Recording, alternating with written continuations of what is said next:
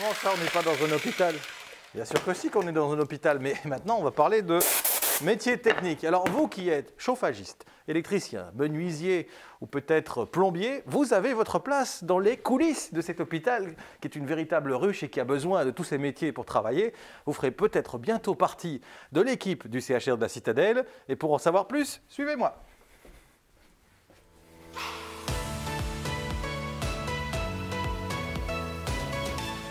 Non, c'est promis, Julien Ruscio, j'ai rangé définitivement la scie sauteuse et regardez, j'ai encore tous mes doigts, hein, donc je ne me suis pas blessé pendant le tournage de cette petite séquence dans l'atelier de menuiserie. Alors c'est vrai, quand on pense à un hôpital, on oublie que derrière, dans les coulisses, il y a tous ces métiers techniques qui sont très très nombreux. J'ai tenté de les dénombrer tout à l'heure, on en parlera et on mettra quelques exemples en avant tout à l'heure, des métiers pourtant essentiels. Tout à fait, je vous avoue que moi-même, il y a une dizaine d'années d'ici, quand j'ai vu une annonce pour le CHR de la Citadelle, je ne m'y attendais pas du tout, qu'on ait besoin ici dans un hôpital, entre autres d'un ingénieur. Ici maintenant, je fais partie d'un service qui comprend une septantaine de personnes. On y retrouve tous les métiers du bâtiment, en plus des métiers qui sont tout à fait spécifiques comme des techniciens biomédicaux et autres. Et c'est vrai que malgré le fait qu'on pense plutôt à des médecins, à des infirmières quand on pense hôpital, sans ces métiers-là, sans eau, sans électricité, il est impossible d'apporter des soins de qualité aux patients, quoi. On parlait de biomédical, il y a aussi par exemple tous les conduits de gaz médicaux qui sont tout à fait spécifiques et qu'on doit manier avec précaution. Tout à fait. Donc là, c'est des installations qui sont spécifiques à l'activité hospitalière. On a également d'autres exemples comme une installation de production et de distribution de vapeur. Donc pour quelqu'un qui est passionné de technique, en fait, l'hôpital, c'est vraiment un terrain de jeu idéal, ne serait-ce que par sa taille. C'est une petite ville. Pour vous donner une idée, ne serait-ce qu'une de nos chaudières, on y garerait facilement une ambulance. Donc la personne qui vraiment se passionne pour la technique a vraiment un terrain de jeu passionnant ici à la Citadelle. Parfois de la prise de tête aussi, parce que quand on ouvre les faux plafonds, il faut s'y retrouver dans tous les câblages. À la conception de l'hôpital, on n'a pas forcément pensé à la maintenance quelques dizaines d'années plus tard.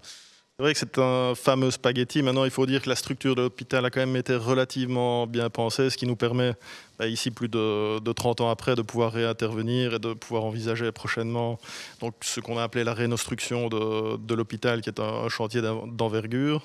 Et nos équipes, au quotidien, ont quand même la possibilité de réintervenir, de s'adapter à tout ce que les soins nous demandent en termes d'évolution, puisqu'on doit suivre forcément l'évolution des modes de prise en charge des patients. On l'a encore vu récemment avec la crise du Covid.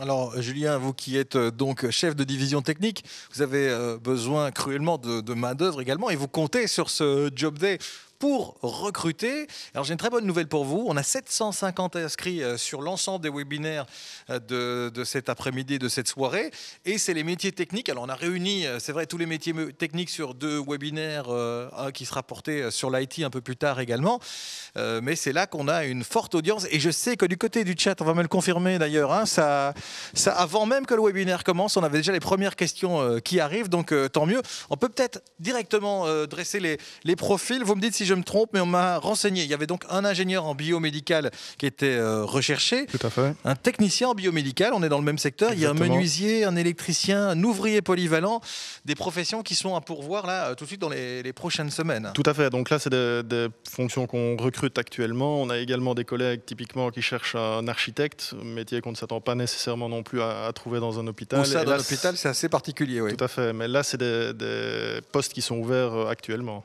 Voilà, donc n'hésitez pas à contacter notre chat center sur la page sur laquelle vous nous regardez. Vous serez en contact avec l'équipe juste derrière moi qu'on va aller rencontrer aussi tout à l'heure. Mais à propos de rencontre, on va d'abord aller vers un électricien qui travaille ici dans les sous-sols, mais qui se promène dans tout l'hôpital évidemment. Il s'appelle Loris et j'ai demandé à Loris de passer en revue les différents métiers techniques nécessaires pour faire tourner un établissement hospitalier comme le CHR.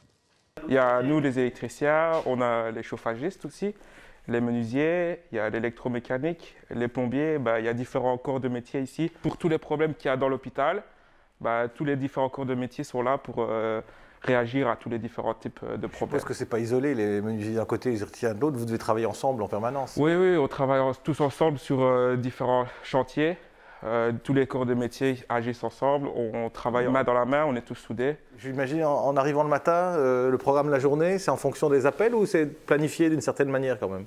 Nous, par exemple, au service électrique, il y a une équipe de dépannage qui va réagir à tout type de problème qu'il y a dans le bâtiment. Il y a une équipe d'installateurs. Donc les installateurs, ils vont faire différents types d'installations, du tirage de data, du câble réseau, pour des prises, des installations de goulottes. Ensuite, il y a des équipes aussi qui s'occupent de faire de la maintenance. Donc la maintenance sur l'incendie, sur le contrôle d'accès. Ça fait un spectre d'activité qui est très large quand même. C'est ça, ouais, il y a c'est assez diversifié, quoi. On a beaucoup de différentes choses à faire ici. Et puis il faut pouvoir voyager léger parce que parfois il y a parfois des kilomètres à faire. Ah, il y a des kilomètres à faire, ouais. Une petite dizaine de kilomètres des fois par jour. C'est quoi l'équipement de base? L'équipement de base, un tournevis. Pour nous, les électriciens, un multimètre, la charrette pour travailler. Et on peut commencer la journée. Là, on parle à tes potentiels futurs collègues. Pour leur donner envie de venir rejoindre les rangs de l'équipe technique de la Citadelle, tu leur dirais quoi? Ce que je pourrais leur dire, c'est qu'on a une chouette équipe. On fait tous les jours des choses différentes. C'est vrai que des fois, il y a une petite routine dans la maintenance où ça va durer sur plusieurs mois. Mais autrement, c'est un métier assez diversifié.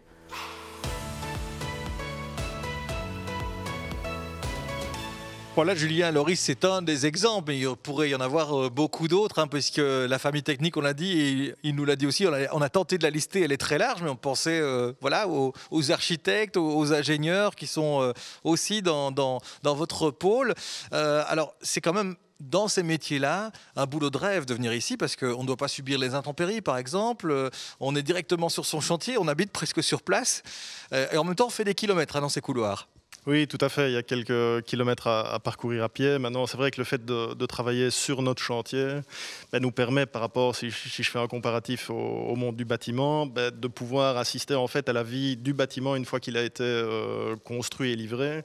Ce qui fait qu'au quotidien, on voit réellement à quoi sert notre travail, ce qui est plutôt gratifiant pour nos équipes. Et également, le fait de travailler au quotidien sur notre chantier fait que nos équipes connaissent le bâtiment comme personne et sont capables de réagir avec vitesse et efficience à tout besoin, on va dire, d'adaptation du bâtiment, comme ça a été le cas ici en période de Covid. Alors, par exemple, pour les menuisiers qui nous regardent, on ne fait pas que de la réparation. On crée des meubles dans les ateliers qui sont directement installés dans les chambres. Il y a tout un service de conception également. Oui, tout à fait. J'ai même à vous dire que pour le moment, on est plutôt victime de notre succès parce qu'effectivement, on a de la chance d'avoir des techniciens qui travaillent vraiment très bien. Encore récemment, on a eu l'occasion de réaménager l'ensemble de notre messe, donc le restaurant d'entreprise, et tout ça a pu être fait 100% en interne avec les diverses compétences de notre service technique. Donc c'est vraiment un chouette milieu. Un service technique qui est au service de l'hôpital, ce qui veut dire qu'il y a quand même des gardes aussi, qu'on doit pouvoir répondre à des demandes en dehors des horaires. Mais malgré tout, le cadre de travail est quand même super à l'aise. Oui, le cadre de travail est très confortable, on va dire, pour ce type de métier. On n'est pas exposé aux intempéries, par exemple. Maintenant, il est vrai qu'il y a une garde en dehors des heures qui nous permet de revenir ici sur site en cas de problème. Il vaut mieux le savoir avant de s'engager. Tout à fait. Et il faut savoir aussi que vous pouvez être exigeant avec l'emploi de qualité que vous offrez, et donc c'est les meilleurs candidats techniciens que vous cherchez. Oui, tout à fait. Comme je l'ai dit, les installations techniques ici sont quand même de pointe. Donc, on a besoin de techniciens qui sont prêts à s'investir pour acquérir les compétences nécessaires à faire la maintenance de ces installations. C'est quelque chose que vous débusquez très rapidement quand vous êtes en face d'un candidat ?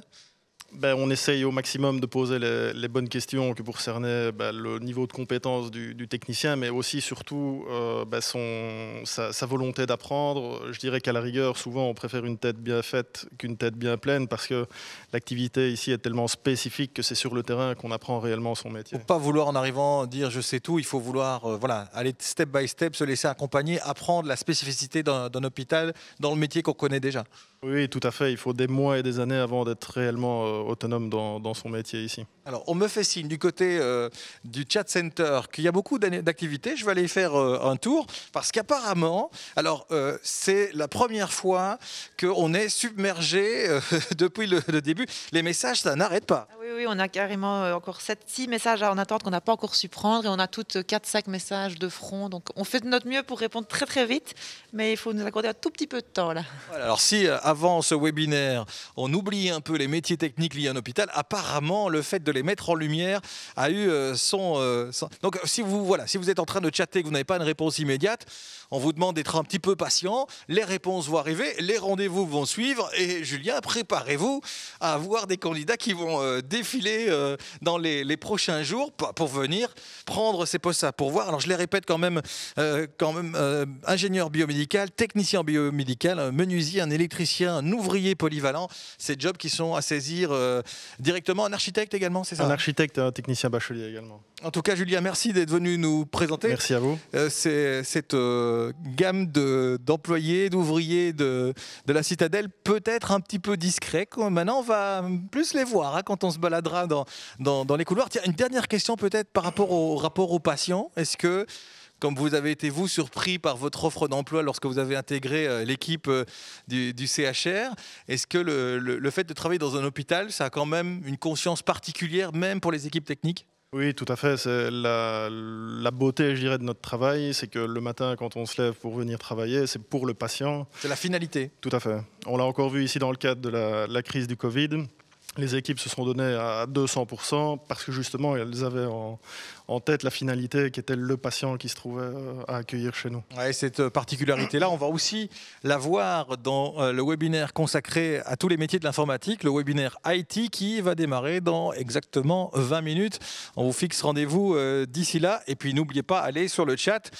Un peu de patience, mais posez vos questions, demandez des rendez-vous. On sera là pour vous les garantir malgré la demande qui est forte dans les 7 jours si vous le désirez.